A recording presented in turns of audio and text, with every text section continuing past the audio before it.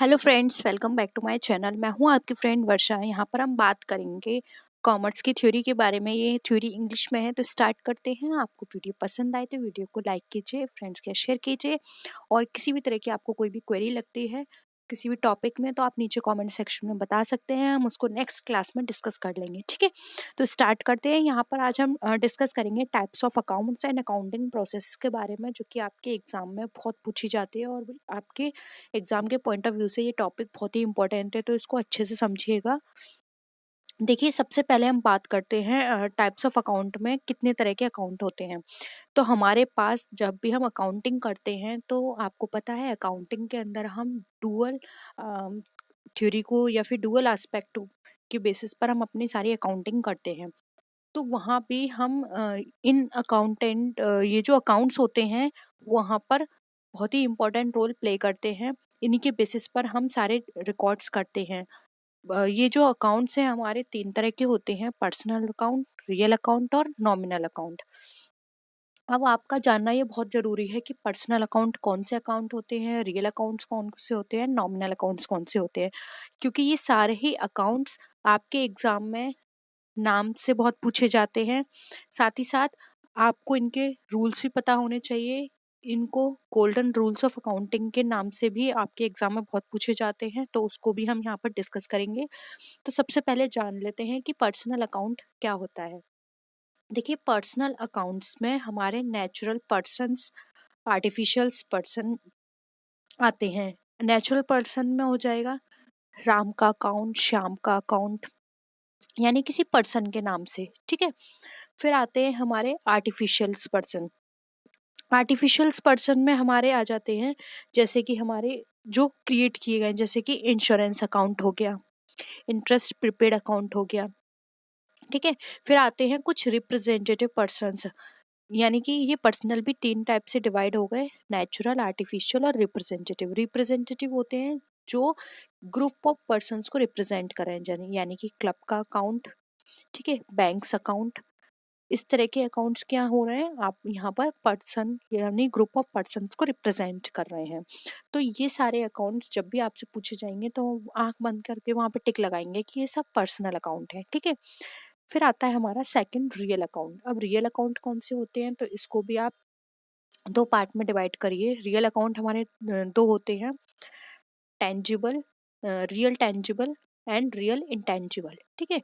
Tangible आप नाम से समझ गए होंगे, यानी कि जिनको हम टच कर सकते हैं, जैसे कि हमारा फर्नीचर हो गया जिनको हम टच कर सकते हैं, ठीक है। बिल्डिंग हो गई, टच कर सकते हैं। इंटेंजिबल में क्या हो गया, गुडविल, पेटेंट, राइट्स, इनको हम टच नहीं कर सकते हैं, ठीक है।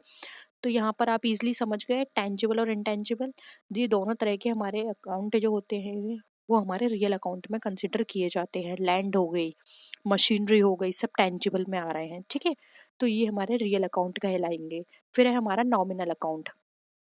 नॉमिनल अकाउंट में यहाँ पर हम बात करें तो नॉमिनल अकाउंट में जो भी हमारे जितने भी एक्सपेंडिचर्स होते हैं वो हमारे नॉमिनल अकाउंट में कंसिडर किए जाते हैं, जैसे कि interest paid account, wages account, interest earned, commission account, rent, discount, ये सब क्या है, आपके एक्सपेंडिचर्स हैं। तो ये सारे, यानी कि ये आप ऐसे भी समझ सकते हैं जो डे टू डे बेसिस पर होते हैं वो आपके नॉमिनल अकाउंट में कंसिडर किए जाते हैं। तो अब यहाँ पर आप इजीली समझ गए होंगे पर्सनल, रियल एंड नॉमिनल में क्या क्या डिफरेंस है और कौन कौन से आपके अकाउंट्स जो हैं वो इनमें कैटेगराइज किए गए हैं, ठीक है। तो अब आप बिल्कुल भी कंफ्यूज नहीं होंगे कि पर्सनल कौन से हैं, रियल कौन से हैं, नॉमिनल कौन से हैं, ठीक है। अब नेक्स्ट यहाँ पर हम आते हैं। देखिए, एक बार गोल्डन रूल पढ़ लीजिए, आपके एग्जाम में ये भी बहुत पूछे जाते हैं।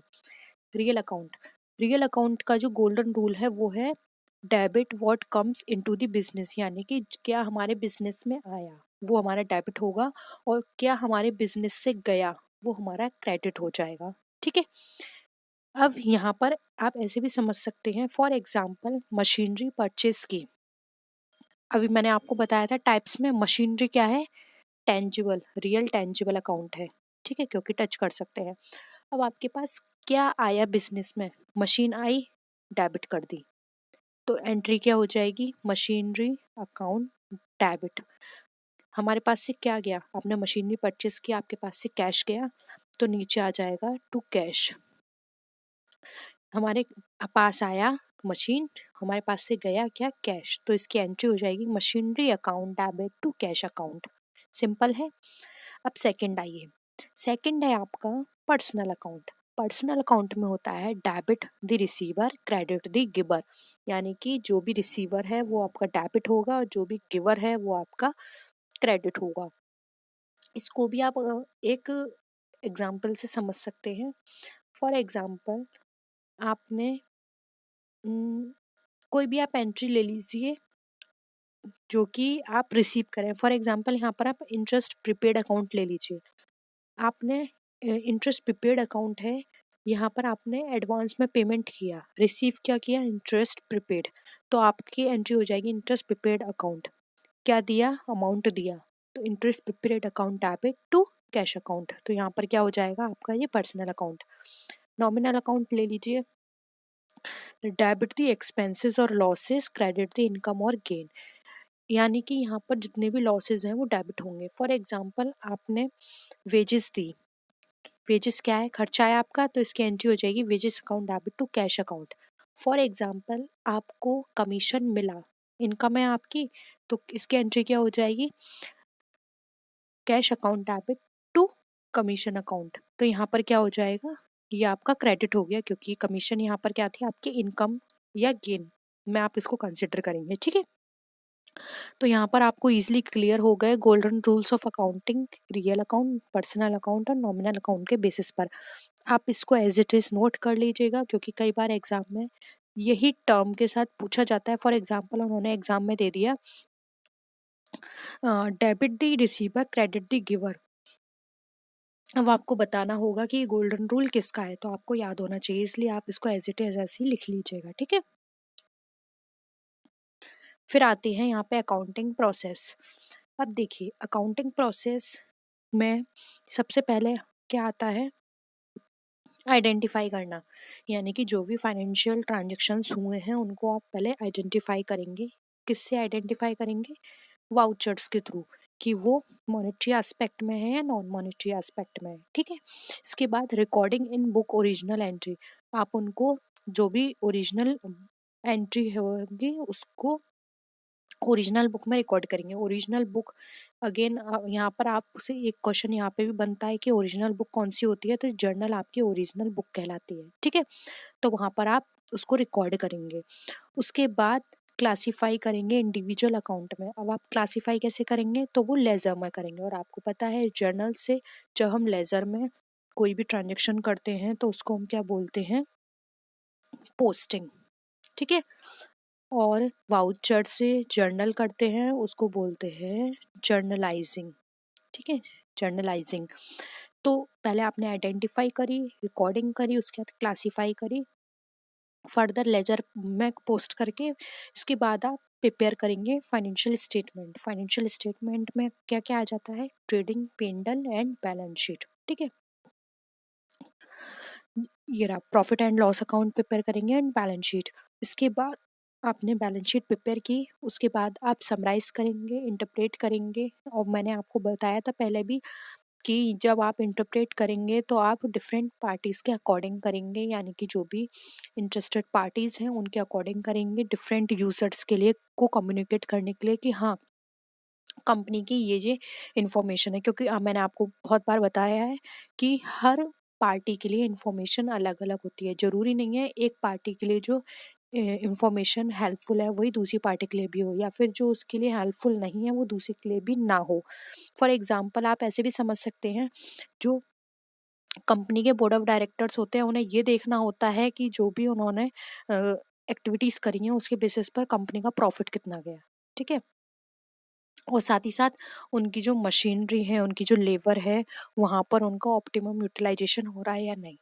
अब जो बाहर के शेयर होल्डर्स होते हैं उन्हें मशीनरी या फिर लेबर की ऑप्टिमाइजेशन से कोई लेना देना नहीं है, उन्हें बस यही मतलब है कि जो भी उन्होंने इन्वेस्ट किया है उसका उन्हें कितना इंटरेस्ट मिल रहा है या फिर कितना डिविडेंड मिल रहा है, उन्हें सिर्फ इससे लेना देना है। ठीक है, और बहुत सारी पार्टीज ऐसी होती हैं कंपनी के अंदर जो ये देखती हैं कि कंपनी का ट्रेंड किस तरह से चल रहा है, प्रोडक्ट किस तरह से है। तो हर यूज़र के लिए इन्फॉर्मेशन अलग अलग होती है।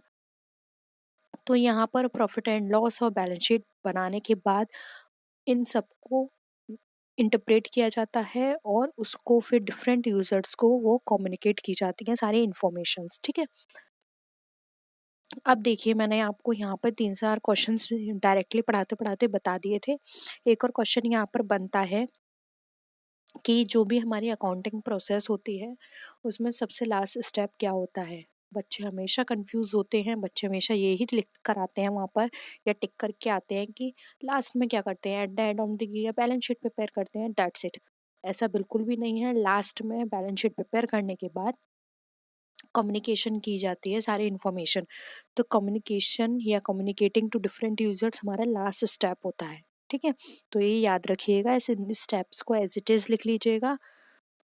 वाउचर्स, जर्नल, लेजर पोस्टिंग और यहाँ पे profit and loss and balance sheet, ये सारे ही बहुत इंपॉर्टेंट हैं। और मैंने आपको ये भी बता दिया, जब वाउचर से हम वाउचर को देखने के बाद जो जो हम फर्स्ट एंट्री करते हैं उसको जर्नलाइजिंग कहा जाता है उस प्रोसेस को। और जर्नल से जब हम लेजर में पोस्टिंग करते हैं तो उसको हम क्या बोलेंगे, उसको हम मैंने आपको क्या बताया था, वो हमारी पोस्टिंग कहलाती है, ठीक है। तो यहाँ पर आप इजीली समझ गए होंगे। और इसके अलावा फिर भी आपको कहीं किसी टॉपिक में डाउट लगता है तो आप नीचे कमेंट सेक्शन में बता दीजिएगा, मैं आपके साथ फिर से उसको डिस्कस कर लूँगी, ठीक है।